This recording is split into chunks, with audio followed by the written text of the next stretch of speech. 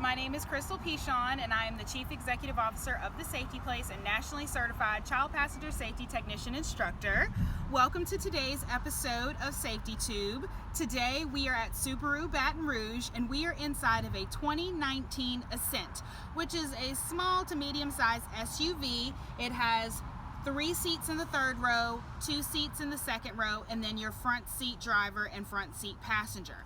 So today's episode is just going to show one combination of installing your car seats in a vehicle and tips to follow if you have multiple children to try and help make it easier for you. So right here in this seating position, I have a rear-facing infant carrier installed with the seat belt with no base. The reason I chose to install this seat with no base is because I have children in the third row that I need to be able to get to easily. So obviously having the base is a more convenient solution to install in an infant carrier, but a lot of people also don't know that you can actually install your infant carrier without a base. So if you happen to have your car seat and you need to go somewhere and you don't have a base, you're not stuck. You can still transport your child safely without a base. So what I'm going to do is I'm going to show you how easy it is to get to the third row child in this scenario that I have mocked up for you. Alright, so what I'm going to do is I'm going to unbuckle the infant carrier, and I'm going to take the baby out. Make sure that you're putting your baby in a safe place. If you're deciding to put it down next to you, make sure it's not in any way of any traffic or possible traffic, and be careful not to trip over the baby.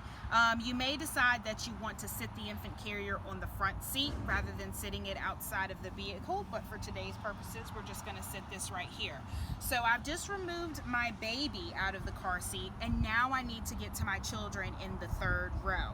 So the Ascent allows you to scoot all the way forward, and it also allows you to pitch forward so that you can have easy access into the third row. And I like to utilize the front seat to kind of brace myself and get in front of the car seat, so that if I had a child here, I would be able to easily get this child out, and then I would also be able to do the same thing on the other side of the vehicle, which I'll show you in just a little bit. This car seat is installed in the third row on the passenger side of the Ascent using the seat belt and the top tether. This is what the head restraints look like in this vehicle. They kind of bulge out and protrude. So you want to read your owner's manual to see if they want you to pull your headrest all the way up, or if they want you to push it all the way down when installing your car seats. Okay? In my situation today, I actually decided to take the head restraints out so that my car seats can lie flush against the vehicle seat. But what you want to make sure of is that you don't lose them, because they're very expensive to replace. You want to make sure that they are stored in a place where they cannot become a projectile if you're involved in a crash or if you slam on your brakes. So if you decide that you're going to take your head restraints out so that your car seats can fit flush against your vehicle seat, please make sure that you store them in a place where you don't lose them, and make sure that you put them in a place where they don't become projectile in the event of a crash. In this scenario, I decided to put my booster seat child in the second row on the driver's side.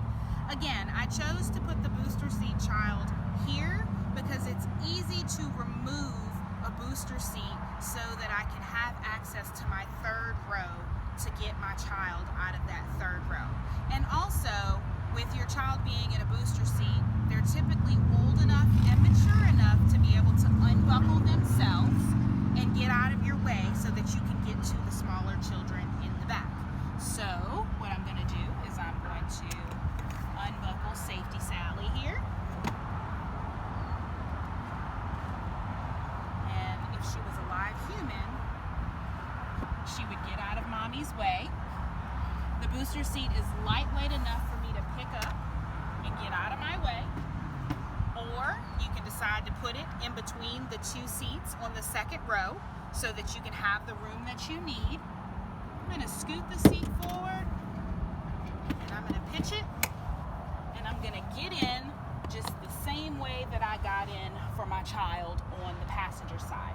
And then unbuckle your child, get them out, and you guys are almost on your way to wherever it is that you're planning to go on this family outing. So of course, this is not the only way that there is to set up your car seats. You might have different techniques that work better for you as far as getting your kids in and out of the car, to protect your back, to protect your knees, so that you're not hurting yourself or you're uncomfortable trying to get your kids out of the car, so that your kids are not uncomfortable while you're trying to get them out of the car. This is just a demonstration of a scenario that may or may not be your situation, but it is a pretty common situation that we see with families coming through our fitting station at the safety place. So I just wanted to share the wealth so that if you are experiencing any issues such as these with multiple children, fitting car seats in vehicles, and ways to not hurt your back while you're getting your kids out, that's what this episode is designed to do for you.